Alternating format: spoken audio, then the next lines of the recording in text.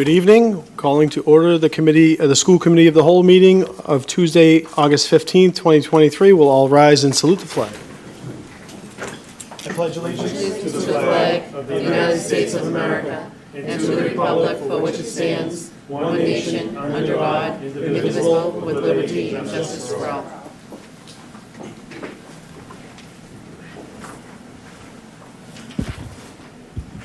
Dr. Garcia, would you call the roll? Yes. Mrs. Stacy Bronson Rizzo. Here. Mr. Michael Ferranti. Here. Mr. John Kingston. Here. Mrs. Aisha Milberry. Alice. Absent. Ms. Jacqueline Monterosso. Here. Ms. Carol Ty. Here. Acting Mayor Patrick Here. Keefe. Thank you. So we start off with our agenda. The consent calendar. Approval of minutes. So moves, Mr. Chairman. Do Second. we have a second? Roll call? We don't actually do the vote until the regular meeting. Okay. The consent Yep. calendar. Seconded. All in favor? And then we'll just bring it to this next meeting. Excuse me, Acting Mayor. Oh, Ms. Rizzo? The consent calendar is just if we have any questions, and then at our regular meeting, we would vote on it. Okay. Thank you very much, Ms. Rizzo. Any questions on the consent calendar? No, well, you gotta go through each one. Okay. So Well, minutes are okay, go to warrants. I was going down the list. Okay, warrants attached. Okay, Questions on the warrants? Mr. Ferrante? Thank you. Matt, on page 1, just more of information, number 23, United States Postal, 50,000. Is that for the year, or is that part of the year? How do we figure out what our postage is? Yes, so this was a fun adventure because our copy center staffer had been with us for decades and had handled the powering up of the mail machine. And this was our first time that we had exhausted what was in there with our new staffer. So we went through all the steps. What we're basically doing is charging up the Pitney Bowes stamp machine with $50,000, delivering the check to the post office, and then we can do our mailings as they come. That $50,000 should last somewhere between 12 and 18 months. And then, so sometime mid next fiscal year, you'll see another charge up of that amount. Okay, thank you. Matt, another question on page 4, number 127, SHI International, and it says Microsoft Systems Upgrade. Is that for the entire school department? Just a quick explanation.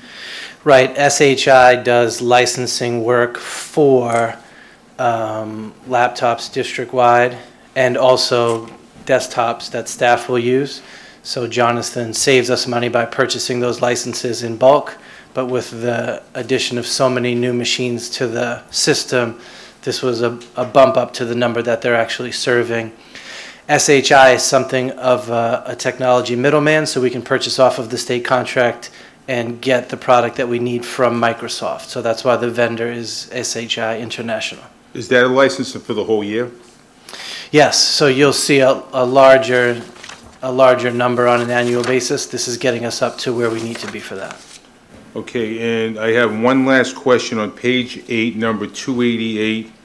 It's just a question, I'm not really questioning the transaction. It's Frank Mooney, special event fees for $775. What does that entail?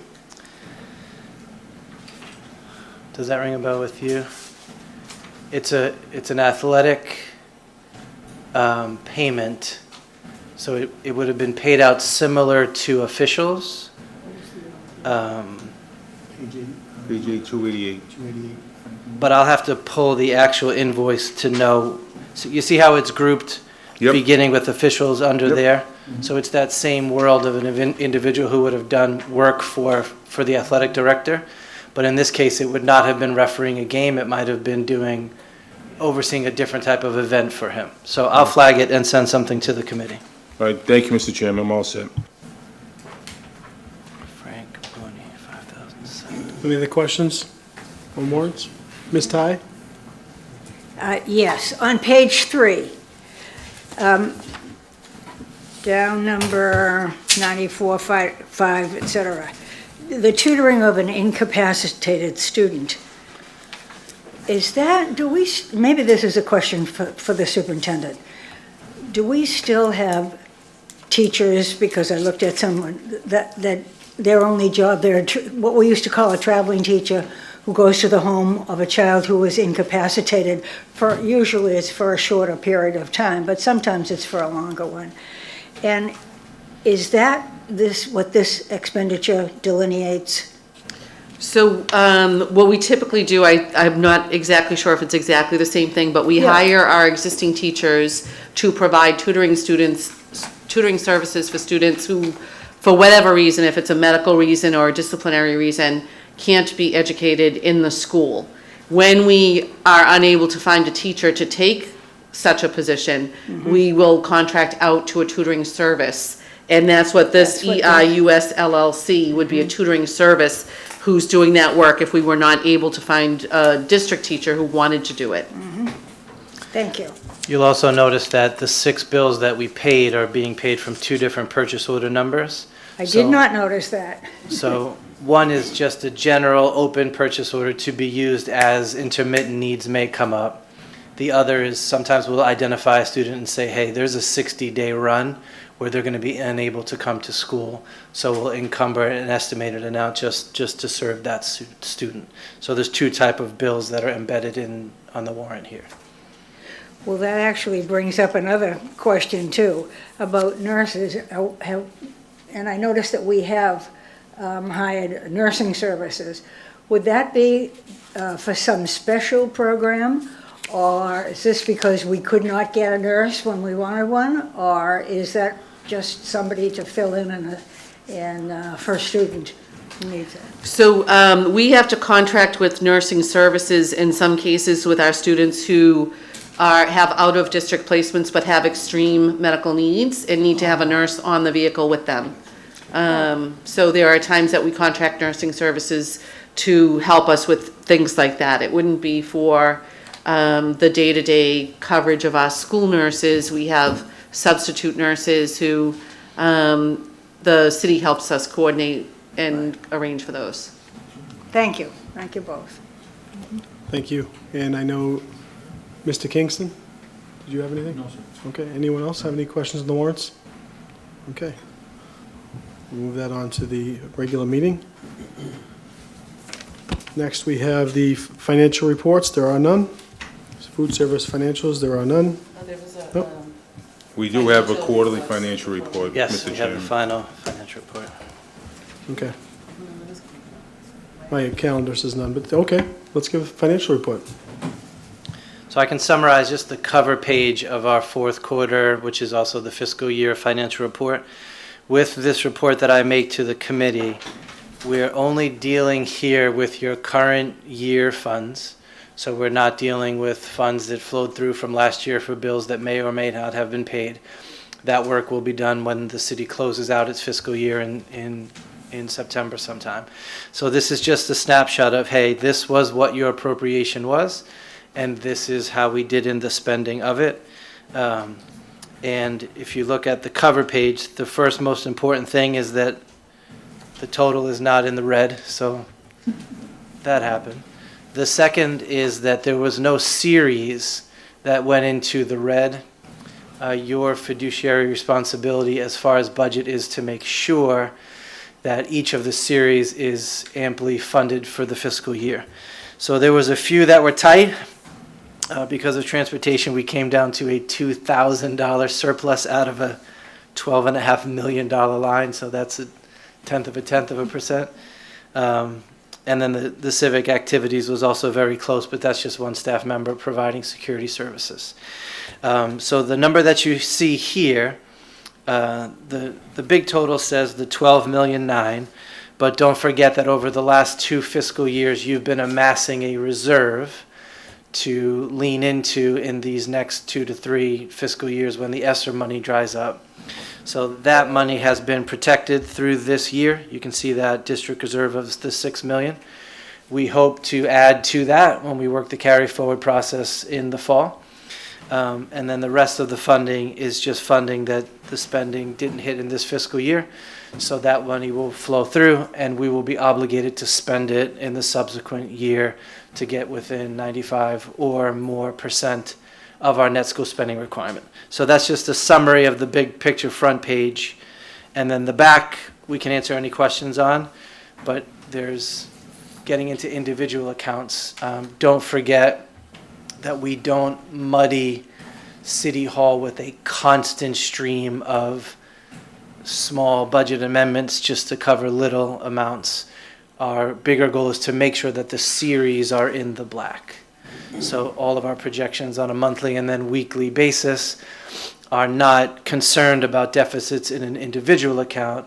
They're concerned about deficits in a series of accounts. But we also give you all 403 or so accounts so that you can see some of what that happened. And the only other thing I'll point out is that if you noticed, we had a conversation about, hey, why are we basically flat-lining our utilities for next year? Isn't everyone paying a lot more to get their house heated? Are you sure we're going to be okay? Shouldn't we be building in some kind of an increase given contextual realities?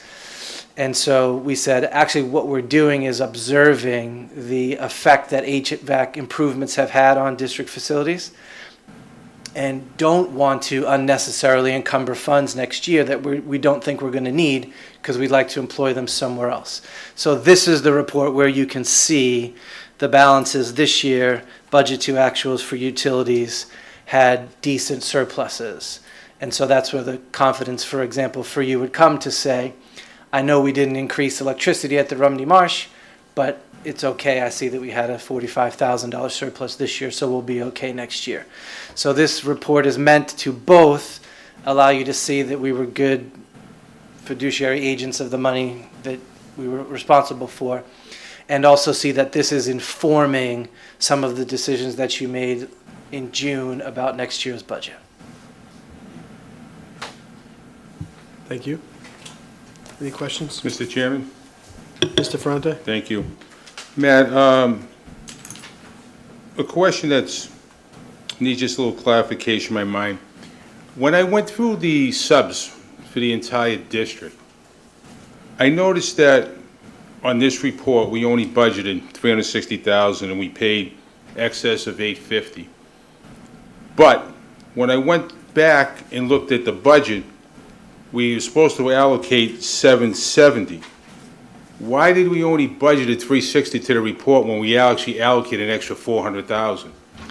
Yep. Which shows, just 1 second, and it just shows a massive negativity of close to $500,000 according to the report. So you'll notice that there's not only a substitute account for each of the individual 11 schools. So they are all given a substitute budget for their daily substitutes, the best we can estimate it based on past practice and number of teaching staff. But there's also a district-wide substitutes line that's budgeted for over $400,000. And that is meant to do two things. One is to deal with the longer-term subs. So once we know someone is passing that 40 days of serving as a sub, we remove them from the local school's burden and move them into that district-wide.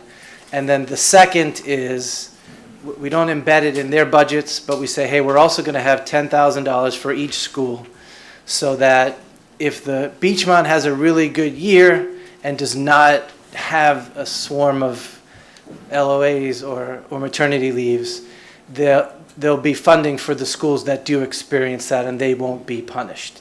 So by spreading the budget out across a dozen accounts rather than the 11, it gives us the flexibility to deal with those deficits as they come. And it also allows us to report accurately to the state, because they do want to know substitute activity on a school-by-school basis. So if you went into the detail of our end-of-year financial report, you will see that Lou and myself take the district-wide number, and we get in there and we cross it over and allocate it to the schools appropriately. But to do that on a weekly basis would be an accounting payroll nightmare.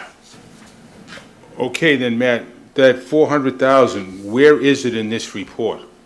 Is it somewhere that I don't see it, or is it just somewhere that I'm missing it? If you look at line 130, which is about a little more than halfway through the document. Okay. Oh, the page numbers. Yeah, I see it, okay. Yep. So that 410 is the number we were talking about. Okay. And then you can see that it looks like, oh man, you didn't spend $183,000. Why'd you budget so high? Well, as Mr. Ferranti is saying, there were deficits incurred in the local accounts. And so since it's all in the same series, we don't burden City Hall with budget amendments each month because we know that fund code is in the black in total. Okay, thank you. And I'll just add, okay, I'll add one more thing just for if anybody else is questioning this. Remember that when you're approving this budget, when you're all doing this budget, it's like May, right, of a particular year. We can't predict who's going to go on maternity leave the following December, January, February. So having this one local account, like Matt said, allows us to apply those funds for whatever school the teacher happens to be in. Whereas if we had allocated them and you voted a budget where they were delegated to the schools, then it would be a challenge to move budgets from one school to another. Yes, and it's also an accountability device for the superintendent. They do have a fair amount for their daily substitute activity. So for example, if we saw a school running terribly behind in their daily substitute allocation, we get in and say, why is this happening? Is it bad morale and nobody wants to come to work? Is it they got hit with 3, women giving birth in the month of September? So we're able to flex and to be in communication with the principals. All of the funding is trying to get behind what we're trying to accomplish in the classroom. This is just a simple example of that. Okay, thank you, I appreciate it.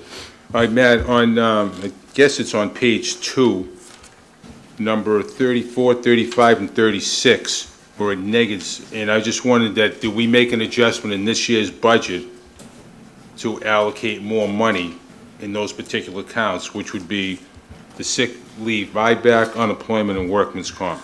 Yes, we tweaked them slightly.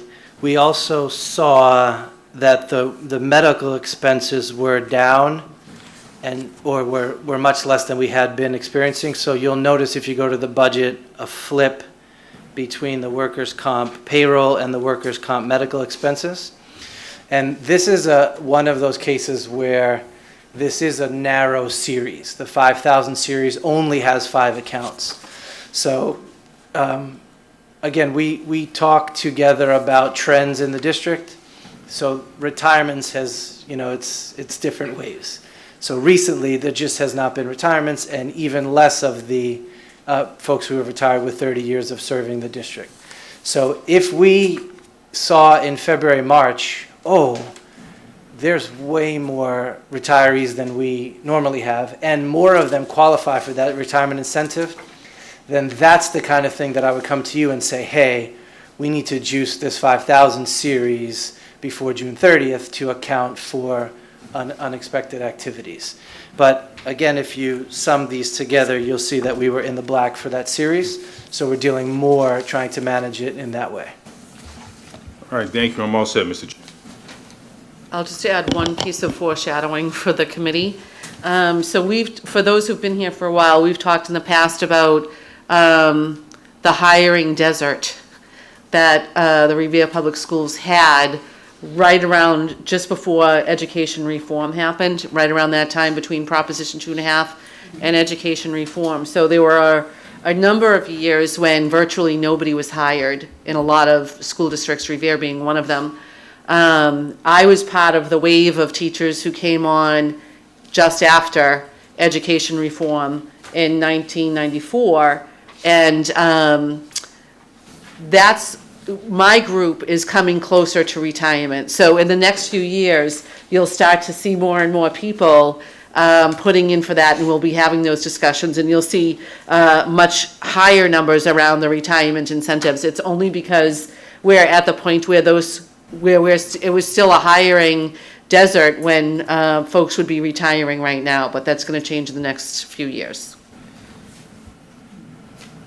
Thank you. Anyone else? Okay. So this will flow in October into conversations about how far did we fall short of our net school spending requirement? How are we mobilizing funds that is flowing through from this year to next? How much did we amass in our district reserve over these 3 years, and what are our plans to spend that down? We'll have all those conversations in October. The reason it's then is that the city does the work of closing out the fiscal year in September, and then we have clean numbers to move forward with you. So this is step one of a two-step process. Mr. Chairman, one question, please. Sure, Mr. Ferrante. Thank you.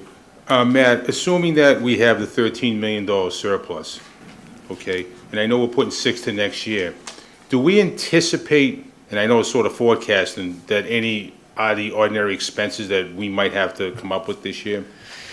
Well, the way this will work is, just assume, even if you assume just the 13 number here, again, there's carry forward activity of liquidations that will increase that number when we get to the final number. So we know we'd like to hold the 6 in reserve.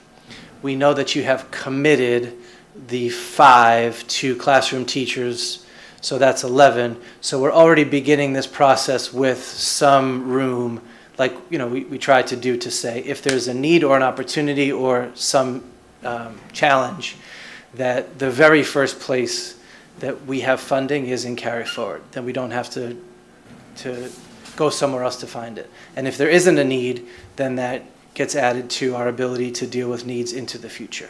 So those are the conversations that we'll have with actual numbers in September with Ways and Means, and October would be normally be the vote. And I've started compiling a list already of the requests that committee members have made over the last couple of months. I know there was one from John, I forget what it was. School supplies. I don't know if I had that one. Was there something else that you asked me to put money aside for? And I We did, know, but it's in the budget already, so we're good. okay, Ms. Milbury Ellis had requested furniture for the Writing Center at the Susan B. Anthony, and there have been a handful of other requests that have come in from administrators and others that I'll be sharing with you all as part of that conversation Matt's talking about in October, that we can look at that money. Mr. Kingston. Matt, is the 6 million, is that the cap? Let's say, I'd like to spend the money, but let's just say we didn't. Can we carry over 7 or 8? Sure. What, Yeah. is there a cap though? I thought there was always a cap, No. like you could only put away so much. No, there's no cap. What Okay. we're doing. Do you know what I mean by the cap? I'm saying how much money we I know can what he carry means. forward. Okay.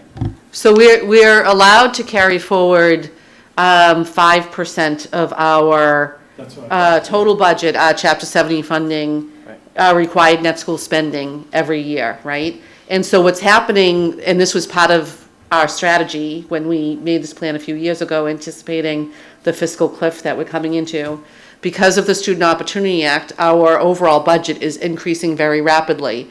So the $6 million that we were able to put in reserve over the last 2 previous years was less than what we are allowed to put into reserve next year because our budget is higher. So that 5% gets higher. So that's how we're able to keep adding each year to that little bit of a bank.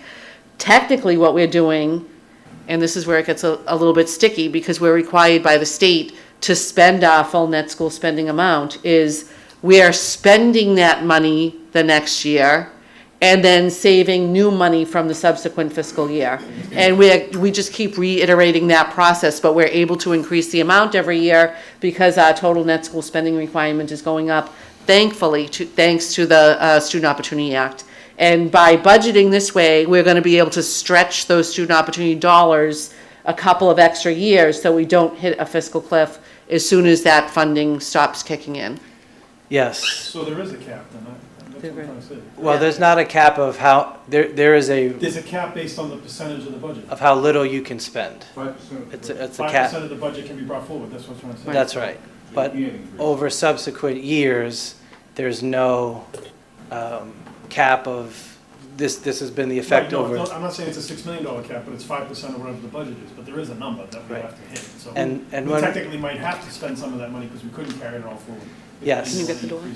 And when we sit in the spring Aisha. of 2024, this is why the long-term vision is so important. Right now, you're saying, oh, look at you building up money. You know, just any analogy would help. Think of a child that you're saving money for college. It looks great. And then their freshman year, it goes in the other direction, because you gotta write those checks. I'm worried about that. So you will see in our budget, oh, the district reserve of 6.5 million, it will only be 4 million at the end of this fiscal year because there's a purpose for those funds. So right now, we're in the amassing stage, and in our next budget cycle, we will begin spending that money. Thank Yep. you, sir, as always. Thank you. Thank Okay. you. Thank you very much. All right. Thank you. Food service financials, None, communications, none. and enrollment update. If I could Ms. speak Kelly, to this for sure. just a minute, yeah. So you have, Robin has been working with Jamie Flynn to try to make a little bit smaller the giant piece of paper that you used to get every time we did an enrollment update. And one of the things that they were wondering, they wanted to sample this form for you. One of the things that they were thinking about is the idea that you don't necessarily need to know exactly which teacher is which in which room, and that you could have the average class size across schools and grade levels and have this much more succinct enrollment update quarterly. So, thoughts? Mr. Kingston? Unless I'm missing it, and I have been looking at it for a minute or two, but it, just a total for each building would be nice? Good idea. No, on the, oh, math, thank you, Mr. Franti did the math for me, and I appreciate that, but I thought it'd be helpful. Yeah, that should be listed on the It's only one last- line, and I don't think yeah, it'd be that hard to do on a spreadsheet. Right, yep. Just one line, that's all, the rest of it's fine, and it's easy to read. Thank you. A question, Mr. Chairman?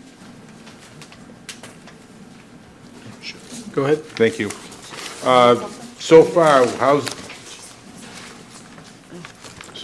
the enrollment look this year? Does Aisha have a packet? Oh.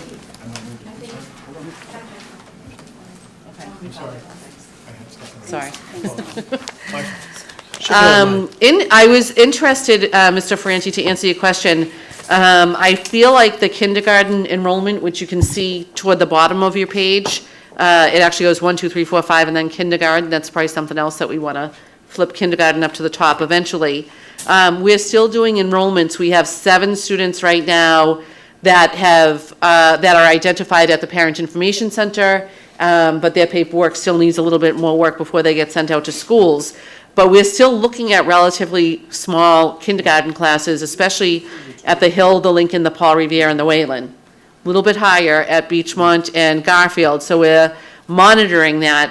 Outside of that, the only other place that I would flag for the committee is the Paul Revere School, especially in grades 3 and 4. Sorry, 2, 3, and 4. Where those class sizes are rather large, the 27, the 25, and really the 26 at grade 4, average class size. Those are larger than we would like them to be. Unfortunately, there's just no extra space. As committee members know, we've turned every closet in that building into a classroom, so there's nothing else that we can do there. Eventually, when we get the new high school, part of the plan was to make this building into a central middle school so that then we could redistrict and alleviate that overcrowding at the Paul Revere. We're gonna have to rethink that in the near future, given that we're not gonna have this building as a flex space to help make those kinds of changes. Thank you, Dr. Kelly. Anyone else on the school enrollment update? Ms. Monterosso? Just 2 questions. For future sheets, could we also have the average class size for the middle schools and the high schools? We can, that's a little bit trickier, but we can at least get an overall average class size. The Yep. average teacher-student ratio, just so we have Okay. that. And then, I don't know if we can talk about this at another point if it comes in, but is my understanding correct that for the Revere High School, teachers will be sharing classrooms given like the increase in student enrollment? Teachers will be sharing classrooms in the sense that when one teacher is on their prep period, another teacher will be instructing in that classroom. I mean, that happened when I was teaching here 30 years ago. It doesn't mean that two teachers will have separate classes in the same room at the same time. And even that is, there was a time when teachers would have their own classroom and could spend their prep period in their classroom doing preparation work, but the increased enrollment has definitely prohibited that. I know that Mr. Bowen has spent a lot of time creating teacher workspaces where they can go, and I know some of them are more of a social vibe and others are more of a quiet working space. So the teacher can choose which kind of space they feel like being in their prep and be with colleagues doing that kind of work. So. Thank you. Ms. Milbury Ellis. Dr. Kelly, I had mentioned before, and we briefly discussed the possibility of using this room in the admin offices for more space for the high school. Has that been explored or significantly given any thought to? It's been explored and given thought to, especially Mr. Bowen's office, but it's not at a place of implementation. And I don't know that I know some committee members were amenable to the idea of having school committee meetings in the council chambers, and others were not.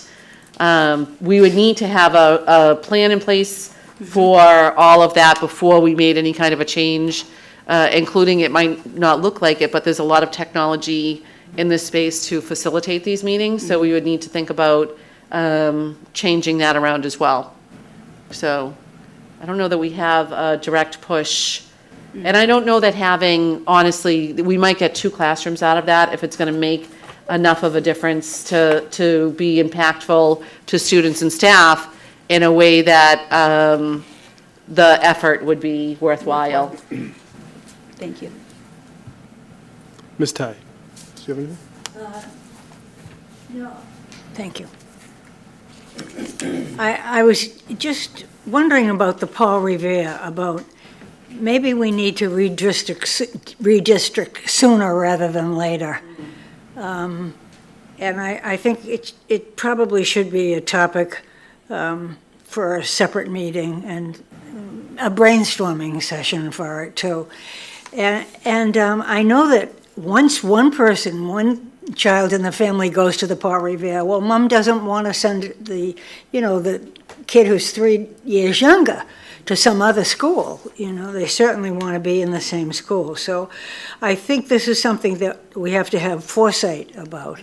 And it's just thought for consideration. And it would take a mathematician to do it. So, Dr. Kelly, I'm not in on that, so. Good point. It's a good point, especially in light of where we are with the new high school building being built on this piece of land. I wonder out loud if it's worth waiting till after the election to see what the will of this committee would be, because we know it's going to be differently composed. In addition to the fact that the city council and the mayor's office could be differently composed. So, but it's a good point. We were waiting on that to have what we saw as a vision for the district be fulfilled. And since that's been thwarted, it probably is a good idea to look at redistricting sooner than later. Yeah. Thank you. Ms. Milbury Ellis. Sure, quick question. Would redistricting mean to narrow the scope of the residences or the addresses of the families?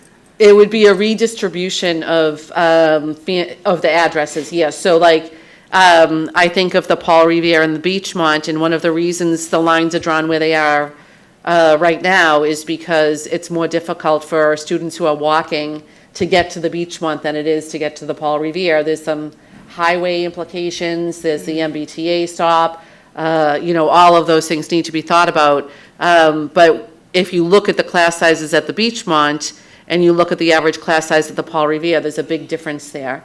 And so moving a couple of those neighborhoods could have a positive impact on both schools by reducing the enrollment at the Paul Revere, but still not significantly changing the composition at the Beachmont School. Would we have to provide transportation We do not provide transportation to elementary students unless they live in a remote area. So Right. right now, we provide transportation for elementary students who lived in North Revere or down in the Point of Pines. We could consider, and that includes kids at Paul Revere who go to Point of Pines, but we could consider, you know, maybe that's the solution. If you're in Point of Pines, you become part of the Beachmont community, where we're busing anyway, bus them to the Beachmont, create more space at the Paul Revere, and it's really just a little bit of extra travel comparatively. That's something we could look at. But I think, as Ms. Ty said, it needs a good study, yeah. Thank you. Ms. Monterosso? I like the idea of making a discussion to just explore more, and I would like to just see if we could add to that discussion also of the lottery for our middle schools that we're talking about redistricting, just to open up a conversation of some concerns our community has about that. There's concerns about the lottery? Well, I think the hope is that with the new high school, that the lottery's moot. There's no, you know, there's no reason for it. That was I think that was the hope with the central middle school. Hope's but- dashed. Yeah, we had a lot of plans that aren't gonna happen. I think it's a really good point, and I think also we need to take a look at, you know, with this idea about redistricting between Beachmont and Paul Revere especially. I know there are some areas at the Hill School that are a little bit overcrowded as well. So I think it needs to be a bigger conversation. And I also think it needs to include families, especially the parents, and what impact this might have. And I think that's just so that the public knows this is not something that would happen this year, or probably even in the 24-25 school year. This is something that's, you know, down the road. But it's, as Ms. Ty pointed out, something we need to start thinking about and acting on now, so that we're well-positioned a few years from now to actually implement whatever changes we, as a community, parents, school department, city, everybody, decide is a right next step in that direction. Exactly. Okay. Thank you for the update. Personnel items. We have 3 new hires and retirements.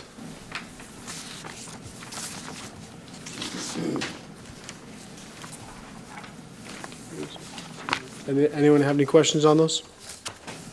No? Okay. I'll just comment that I was at the orientation this morning.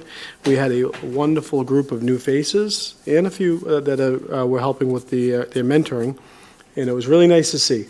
Just a wonderful display of great hiring. To see that, you know, as we talked about not being able to hire a lot, there was, well, about 100 new teachers that are coming into the district. So, fantastic job. Thank you. And the one thing that I do want to make the committee aware of, and I don't know that it's even made it into this version, this month's list of changes in staff, but you might recall that I had sent out a notification that we had hired Charlotte King to be our elementary student services director. She has since declined the position, but we were very fortunate to hire somebody else in her place, and I'm going to be sending that notification to you and the rest of the community. I'm going to say tomorrow. I was going to say tonight, but I'm going to say tomorrow. So we're really excited about that. The new person that we're hiring, Lisa Hanton. What is it? Hannafin, sorry, Lisa Hannafin, I should know that, is coming to us from Malden, where she has most recently been a literacy coach at the elementary level, but before that, her background was in special ed and early childhood.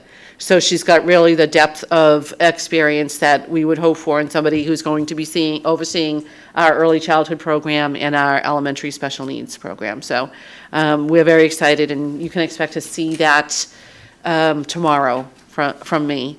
And the one other thing that I wanted to mention is Thad King, who we hired as the interim principal at the Wayland, will be here in September to meet you. I neglected to tell him about this meeting tonight.